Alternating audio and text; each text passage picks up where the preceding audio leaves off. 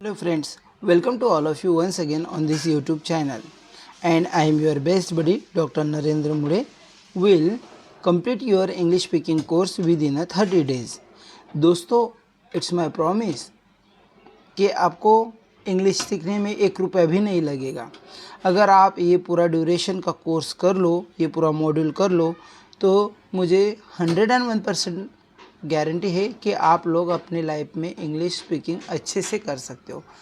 अब हमें English speaking शुरू करना है तो हम बेसिक वर्ड्स से शुरू करेंगे। बेसिक वर्ड्स के लिए मैंने यहाँ पे कुछ वर्ड्स लिए हैं, लेकिन उससे पहले मैं आपको बताना चाहता हूँ कि what is the structure of sentence. हम कौन सा स्ट्रक्चर इस्तेमाल करते हैं एक सेंटेंस बिल्ड करने के लिए। तो आंसर आपके स्क्रीन पर है S plus V plus O. इसको हम बोलते हैं subject plus verb plus object. ये आपको कुछ इस तरीके से समझ में आएगा। यस मतलब सब्जेक्ट, वी मतलब वर्ब, ओ मतलब ऑब्जेक्ट। तो हम अगर सोचें तो इंग्लिश में कितने सब्जेक्ट हो सकते हैं। अगर हम मोटा मोटा सोचें, मतलब सरफेसली सोचें, तो कम से कम 8 तरीके के सब्जेक्ट हम इस्तेमाल करते हैं। उसमें अगर मैंने नंबर दिए हैं आई, वी, यू, ही, शी, ईट, दे और कोई भी एक नाम, ये हमारे सब्जेक्ट होते हैं। वर्ब के बारे में आपको अगले मॉड्यूल में बताऊंगा, ऑब्जेक्ट के बारे में भी इस पे डिस्कस करेंगे, लेकिन ये आप सब लोगों को पता होना चाहिए, इसलिए मैंने बताया। चलो कुछ बेसिक वर्ड समझते हैं जो आपको और भी इंटरेस्टिंग कर देंगे ये समझने के लिए। ये बेसिक वर्ड्स है दोस्तों, जैसे कि हमने लिया आई, आई का मतलब होता है मैं। दूसरा लिया वी से बनता है हम। यू मने मतलब तू या तुम या फिर आप। मी मतलब मुझे या मैं। माइन मतलब मेरा, मेरी, मेरे। दोस्तों ये आपको सीख लेने हैं, हम बस शुरुआत कर रहे हैं, इसलिए इन वर्ड का महत्व हमारे लिए बहुत है। 6 नंबर का होता है यूअर। यूअर मतलब तुम्हारा, तुम्हारी, तुम्हारे। अभी आप सोचोगे कि हमें बेसिक वर्ड से क्यों दिए जा रहे हैं। दोस्तों इंग्लिश स्पीकिंग में अगर आपको इंग्लिश स्पीकिंग करना हो तो वर्ड्स मतलब ग्लोसरी डेवलपमेंट काफ़ी इंपॉर्टेंट होती है, उसी के लिए हमने ये बनाए हैं। जो भी वर्ड्स आपको यहाँ पे दिखाए जा रहे हैं वो भले ही दिखने में बेसिक हो, लेकिन अगर आप इंग्लिश का कोई भी पन्ना उठा के देखो उसमें ये सारे वर्ड्स आपको मिलेंगे ही मिलेंगे। 7 नंबर का है ही मतलब वह। आप थोड़ा ध्यान दीजिए दोस्तों, ही मतलब वह, शी मतलब वह। अब ही हमेशा मैस्कुलाइन के लिए इस्तेमाल करते हैं, मतलब लड़के के लिए इस्तेमाल करते हैं या आदमी के लिए इस्तेमाल करते हैं। शी हमेशा फेमिनाइन के लिए इस्तेमाल करते हैं, मतलब लड़की के लिए इस्तेमाल करते हैं। ठीक है, इतना क्लियर हो जाना चाहिए। मैं इसलिए बता रहा हूँ कि काफ़ी लोग इसमें मिस्टेक करते हैं। अब आपको अगर ही और शी का डिफरेंस पता हो गया होगा तो आइए आगे बढ़ते हैं। अगला वर्ड है ईट। ईट मतलब वह मतलब अगर मराठी में इसे समझने को जाए तो इसको ते बोलते हैं। ये हमेशा इनएनिमेट थिंग्स के लिए इस्तेमाल होता है और एनिमल के लिए भी इस्तेमाल करते हैं। और 10 नंबर का है फिर अस। अस मतलब हमें। तो ये थे कुछ बेसिक वर्ड्स, आगे और भी है, आगे की स्लाइड पे मिलते हैं। 11 नंबर है हिम। हिम मतलब उसको। हीज मतलब उसका, उसकी, उसके। देखिए दोस्तों मुझे समय मिलना चाहिए, इसलिए मैंने उसका, उसकी, उसके ऐसा लिखा है। तो के का फुल फॉर्म इस प्रकार से है, आप इसको समझ लीजिएगा। नेक्स्ट नंबर पे चलते हैं। 13 नंबर है हर। हर मतलब उसका, उसकी, उसके, उसको। अब यहाँ पे कंफ्यूजन ना हो इसलिए थोड़ा सा समय लेना चाहूँगा और क्लियर करना चाहूँगा। हिम मतलब हम लड़के के लिए इस्तेमाल कर रहे हैं। ही का जो पॉजिटिव नाउन होगा उसको हिम बोलेंगे, फिर और हिज भी उसी के लिए इस्तेमाल होगा। ठीक है, इतना क्लियर है। हर हमेशा लड़की के लिए इस्तेमाल होता है ना, जैसे कि उसकी चोटी, उसके पापा, उसका भाई, उसको बुलाओ, है ना। ठीक है, इतना समझ में आ गया होगा। आगे चलते हैं। दीज मतलब यह। दैट मतलब वह। अब यहाँ पे और समय लेना चाहूँगा, आप थोड़ा समझ लीजिए। ये समझ में आए इसलिए मैं इसको इंडिकेट करूँगा। दीज अगर आप मराठी में इसे समझना चाहे तो इसको ही, हा, हे इस तरीके से समझेंगे। अगर कोई चीज़ है हमारे पास है तो हम बोलेंगे दिस इज़ अ बुक, हाँ, यह किताब है, इस प्रकार से। दिस इज़ माय फ्रेंड, यह मेरा दोस्त है। समझ में आया? तो पास की चीज़ों के लिए दिस इस्तेमाल करते हैं। आगे चलेंगे। दैट मतलब वह, दूर की चीज़ों के लिए। दीज, यह, दीज का अनेक वचन है, ये थोड़ा समझ लो यार, ये काफ़ी इम्पोर्टेंट है। ये दीज और इस दीज में यही फ़र्क होता है कि ये सिंगुलर होता है और काफ़ी लोगों को पता नहीं, मिस्टेक करते हैं। और ये दीज जो है वो प्लूरल है, इस दीज का बहुवचन है। याद रखिएगा, अगर आप कोई भी एक चीज़ दिखा रहे हो तो एक चीज़ के लिए यह आएगा और अनेक चीज़ के लिए या दो चीज़ों के लिए ये दीज इस्तेमाल करेंगे। ठीक है, नेक्स्ट चलते हैं 17। दोज मतलब यह, और ये भी याद रखना है कि ये दैट का बहुवचन है। समझने में बहुत आसान है दोस्तों, अगर आप ध्यान दे के समझोगे। जब मैं आपको एक्सप्लेन करूँगा तब आपको ये समझ में आएगा। जब हम कभी एग्जाम्पल देखेंगे आगे चल के किसी स्लाइड में, तब ये आपको और भी क्लियर हो जाएगा। आगे चलते हैं। देयर मतलब वहाँ या उधर। नेक्स्ट 19, हेयर मतलब यहाँ या फिर इधर। एंड 20 मतलब देयर, THEIR, देयर मतलब उनका, उनकी, उनके। अब समझो यार, प्रोनाउंसिएशन देयर मतलब उनका, उनकी, उनके। ये देयर भी प्रोनाउंसिएशन एक जैसा है लेकिन स्पेलिंग डिफरेंट है, याद रखना है। THE, ये वाले मैं बोलता हूँ THERE आया तो आप इधर समझोगे, है ना, देयर मतलब सॉरी उधर समझोगे। और ये देयर आया तो उनका, उनकी, उनके, जैसे कि देयर चिल्ड्रन, है ना, देयर चिल्ड्रन आर वेरी मिस्चुअस, उनके बच्चे काफ़ी शरारती है, इस प्रकार से आप समझोगे। आगे चलते हैं नेक्स्ट स्लाइड पे ताकि आपको ठीक से समझ में आए। नेक्स्ट है देम मतलब उनको, है ना, जैसे कि call them, ask them, tell them, इस प्रकार से इनको याद रखना है। और मतलब अपना, अपने। इट्स मतलब उनका, उनकी, उनके। 24 होना चाहिए था, 25 हुआ है, लेकिन जो भी हुआ है बेहतरीन वर्ड मिला है हमको। ये इट्स और ये इट्स, इसमें डिफरेंस याद रखो दोस्तों।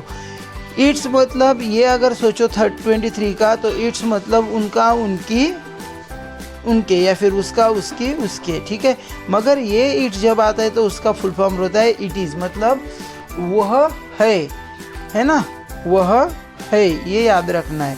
ठीक है, नेक्स्ट पे चलते हैं। Your self. अब कुछ सेल्फ के उदाहरण आएंगे। योर सेल्फ मतलब तुम खुद, हिमसेल्फ मतलब वह खुद, और सेल्फ मतलब हम खुद, माई सेल्फ मतलब मैं खुद, देम सेल्फ मतलब वे खुद। और ये बेसिक वर्ड्स मैंने इसलिए निकाले हैं ताकि आपको समझ में आए। देखो दोस्तों, ये 4 वर्ड हमेशा इम्पोर्टेंट है, मतलब ये इस्तेमाल ही करते हैं हम काफ़ी बार, लेकिन कैसे इस्तेमाल करने हैं इसका मीनिंग काफ़ी बच्चों को पता भी नहीं होता।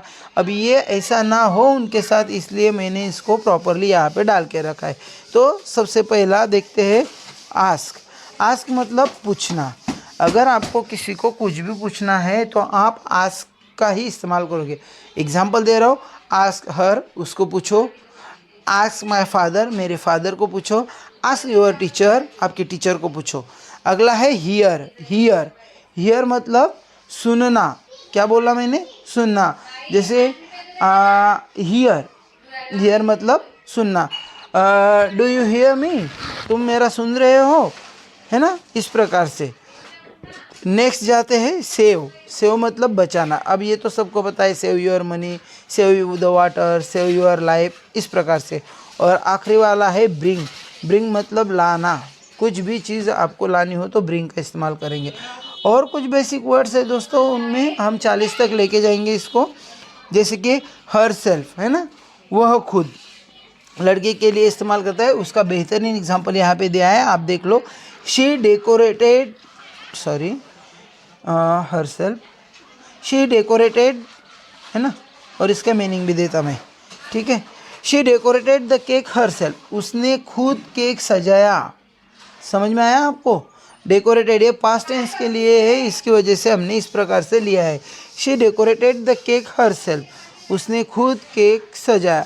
अगला देखते हैं सेल्फ। सेल्फ मतलब खुद, जैसे कि my self is a victim of the terrorism. ये एक एग्जाम्पल जब मैं 12th क्लास में था तब पढ़ा था। अब देखो सेल्फ मतलब खुद। आगे देखते हैं Guru Arjan Dev was a high ranking poet. Guru Arjan Dev was a high ranking poet and scholar self. गुरु अर्जन देव जो थे वो हाई रैंकिंग पोएट थे और ख़ुद भी एक स्कॉलर थे। मतलब इतने हाई लेवल पे होने के बावजूद भी वो क्या थे, एक स्टूडेंट भी थे, स्कॉलर भी थे। तो सेल्फ का इस्तेमाल इस प्रकार से भी किया जाता है। और विथ मतलब साथ, जैसे कि बी विथ मी, मेरे साथ बनो, है ना, आई एम विथ यू, मैं आपके साथ हूँ। इस प्रकार से ये बेसिक वर्ड्स है दोस्तों, आपको लिखने है, समझने है, आपके पास हमेशा रहने चाहिए। अब देखो बहुत इम्पोर्टेंट टॉपिक है इंग्लिश का, कि जो सब लोगों को आना ही चाहिए, और मेरे ख्याल से without this it is not possible to speak properly. तो क्या है, फॉर्म्स ऑफ टू बी। भैया टू बी के फॉर्म मतलब टू बी के रूप आपको पता ही होने चाहिए। मैंने ज़्यादा कुछ नहीं लिए हैं, बस कुछ इम्पोर्टेंट लिए हैं 7, फिर उसको मैंने और 3 डाले हैं, ऐसे करके 10 तक गया हो। तो आप क्या करना है, इसको ठीक से याद रखना है, ठीक है। तो चलते हैं, पहले धीरे धीरे समझ में आ जाएगा। पहला टू बी का फॉर्म है मेरे पास एम। क्या है? एम। याद रखिए एम। एम मतलब है। और आपको ये भी पता होना चाहिए कि हम एम को हमेशा आई के साथ इस्तेमाल करते हैं। जैसे कि आई एम अ टीचर, मैं कौन हूँ, तो मैं एक टीचर हूँ। समझ में आया? I am a teacher. चलो अच्छी बात है, आपको समझ में आ रहा है। आगे बढ़ते हैं। एम मतलब है। अगला है इज़। इज़ मतलब भी है। दूसरा है आर। आर मतलब है। नेक्स्ट एम, इज़, आर, ये जो तीनों के तीनों है, ये प्रेजेंट टेंस के लिए इस्तेमाल करते हैं। किसके लिए इस्तेमाल करते हैं? प्रेजेंट टेंस के लिए इस्तेमाल करते हैं। चलो ज़्यादा टाइम पास नहीं करेंगे, आगे बढ़ेंगे। वॉज मतलब था या थी। वर मतलब थे। अच्छा ये भी थोड़ा सा समझ लो यार, मैंने बताया नहीं। एम और इज़ ये दोनों के दोनों सिंगुलर के लिए इस्तेमाल करते हैं, ठीक है। और आर जो है ना, इन दोनों का, एम और इस का मतलब ये आर जो है, रुको इसको ठीक से करते हैं। एम और इसका प्लूरल आर है। और वॉज ये सिंगुलर है, वर ये प्लूरल है, ये याद रखना है। वर ये हमेशा प्लूरल है, वॉज ये सिंगुलर है। और जैसे मैंने आप लोगों को बताया कि ये प्रेजेंट टेंस के लिए है और ये पास्ट के लिए इस्तेमाल करते हैं। मतलब भूतकाल में जो कोई भी घटना घटित हो गई है या हाँ घटित हो गई है, उसके लिए इसका इस्तेमाल करेंगे, वाज या वर का, ठीक है। प्रोनाउंसिएशन हर एक के अलग अलग हो सकते हैं, इसलिए आप प्रोनाउंसिएशन पे बॉदर ना होइए। फिर शाल और विल ये दोनों के दोनों फ्यूचर के लिए इस्तेमाल करते हैं। जस्ट अ मिनट, यहाँ पे नमाज होने वाली है शायद, तो ठीक है। शाल और विल ये दोनों के दोनों फ्यूचर के लिए इस्तेमाल होने वाले हैं। तो इसको, इन दोनों का मीनिंग होता है होगा, होगी या होंगे, बनूंगा, बनूंगी या बनेंगे। मतलब जो भी चीज़ें भविष्य में होने वाली है उनके लिए इसका इस्तेमाल होता है। ये तो हो गए फॉर्म्स ऑफ टू बी। चलो इनके हर एक के एक एक दो एग्जाम्पल के थ्रू इनको समझते हैं। तब तक 2 मिनट के लिए रुक जाते हैं यार, यहाँ पे थोड़ा गर्दी हो जाएंगे। थोड़ा मतलब जोरों का आवाज़ हो रहा था इसलिए रुक गए थे। चलो आगे चलते। फॉर्म्स ऑफ टू बी के हम एक एक करके एग्जांपल देखेंगे। तो सबसे पहला है एम। एम का एग्जांपल मैंने जैसे बताया कि ये हमेशा आई के साथ इस्तेमाल करते हैं, तो मैंने थोड़े बड़े बड़े एग्जांपल लिए हैं। जैसे कि I am feeling a bit unwell today, मेरी तबीयत आज थोड़ी सी ख़राब लग रही है, या मुझे मतलब फील हो रहा है, ठीक है। I am feeling bit unwell today. आप मैं 2-3 बोल देता हूँ, यहाँ पे लिख नहीं पाऊँगा। अगर आप डिक्टेट कर सकते हो तो कर लीजिएगा। जैसे कि I am a professor of English. फिर आप लिख सकते हो I am a students of 7th class, I am a students of such and such college और स्कूल, है ना। इस प्रकार से आप खुद के बना सकते हो, या फिर आप ये भी बोल सकते हो हाय I am so and so. आप जो भी नाम डालना चाहिए कर सकते हो। मैंने ज़्यादा से ज़्यादा अच्छा बने इसकी वजह से और बनाया है I will take care of the rest, है ना। ये थोड़ा इंटरेस्टिंग है। एट द रेट लगाए, आप एट द रेट ना लगाए, ये मेरे लिए लग गया था तो आप इसको ना इस्तेमाल कीजिएगा, ठीक है। तो ये नेक्स्ट है I will take care of the rest. जब कभी भी अगर आपको बोलना है कि चलो बाकी मैं संभाल लूँगा, जो भी हो गया चलो छोड़ दो, अगर आपको बोलना है बाकी सब संभाल लूँगा, तब बोलिएगा I will take care of the rest. बहुत अच्छे एग्जाम्पल दिए हैं दोस्तों, शायद आपको अच्छा लगे। आगे जाते हैं, आगे बढ़ते हैं। इज़ मतलब है ना, मैंने बोला था ना। तो अभी इसका मीनिंग ज़्यादा करके नहीं लिखूँगा ताकि आपको थोड़ा समय मिल जाए लिखने में। ही इज़ माई फ्रेंड, जैसे कि वो मेरा दोस्त है। She is a students of 4th class, वह 4th क्लास की स्टूडेंट है। फिर आगे बढ़ते हैं, हेयर इज़ योर मनी, यहाँ लो ये रहा आपका सारा पैसा। तो बोलने का तरीका आप समझ लो लीजिए दोस्तों। अगर बोलने का तरीका आपके ध्यान में आ गया तो आपको ये इजीली समझ में आ सकता है। तो नेक्स्ट है विदाउट वेस्टिंग अ टाइम आर। हाँ, जैसे कि मैंने पहले ही इसको इंडिकेट कर दिया था कि ये प्लूरल फॉर्म है इज़ और एम का, है ना। ये फिर से इसलिए बता रहा हूँ ताकि आपको समझ में रहे आए या आपको याद हो जाए, ठीक है। अगला है आर। तो आर के ऊपर से एग्जाम्पल दे रहा हूँ आपको दोस्तों। पहला है you are wasting my time, आप मेरा समय बर्बाद कर रहे हो। दोस्तों इसको आप अलग तरीके से ना लें, ये एग्जाम्पल पीपीटी में आ गए, इसकी वजह से मैंने इसको लिखा है। कृपया कोई भी इसका गलत मतलब ना निकाले, ठीक है।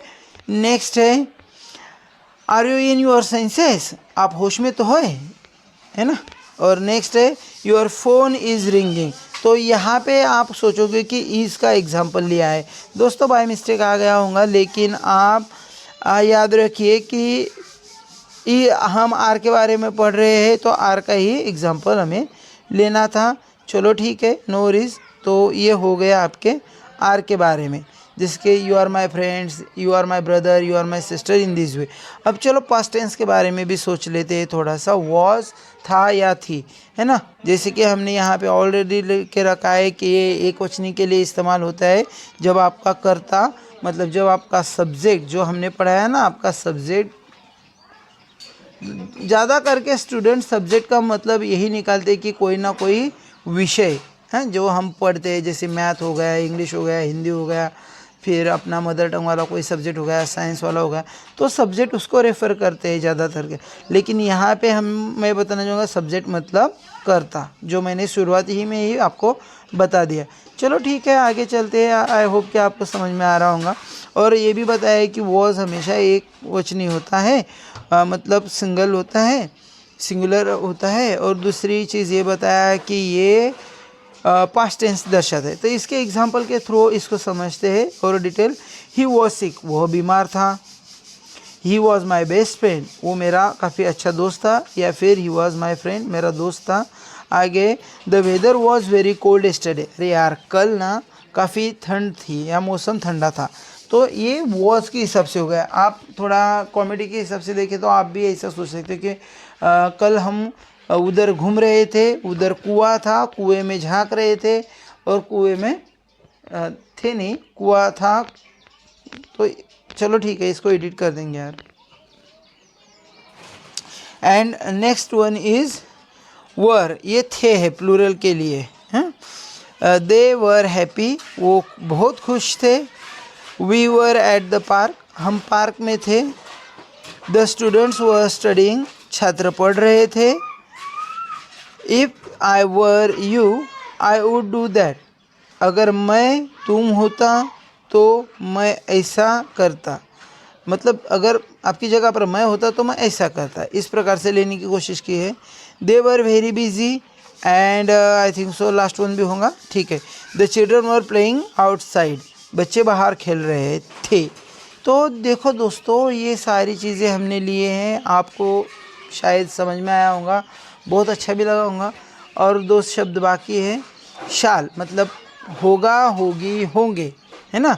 करेगा, करेगी, करेगी, इस प्रकार से, ठीक है। शाल का कभी भी हम एक तो रूल्स ऐसे ही कि आई और वी के साथ हमेशा शाल इस्तेमाल करें, है ना, लेकिन इन मॉडर्न इंग्लिश आप विल भी इस्तेमाल कर सकते हो, नो वरीज, इसके बारे में ज़्यादा सोचना नहीं है, हम सेंटेंस के ऊपर ध्यान देंगे।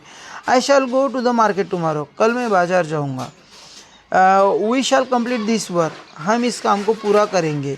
और आइए आगे बढ़ते हैं। विल का उपयोग भविष्य में के बारे में ही बताते हैं। विल के सेंटेंसेस देखेंगे। I will go to the market tomorrow, मैं कल बाज़ार जाऊँगा। She will help you with your homework, वह तुम्हें तुम्हारे होमवर्क में मदद करेगी। And last one, they will come to the party, वो पार्टी में आएंगे। दोस्तों जैसे कि मैंने आपको बताया था कि मैं ये 7 तो लूँगा और 3 मैंने बताए, तो आप इनको भी ध्यान रखिए। हैव मतलब पास है ना, हैव मतलब पास है, और हैव, हैज़ एंड हैड तीनों को बोला है मैंने। तो अगला वर्ड्स हमने ये दिए है। हैज़ मतलब पास है, हैड मतलब पास था या पास थी। दोस्तों इसके वर्ड्स तो हमने पढ़ लिए अभी, लेकिन इसके बारे में अगर बात करेंगे तो अलग अलग प्रकार के सेंटेंसेस हम आपको अगले लेक्चर में प्रोवाइड कर देंगे। तब तक के लिए ख्याल रखिए अपना, और हाँ, चैनल को लाइक, शेयर, सब्सक्राइब करना ना भूलें। धन्यवाद।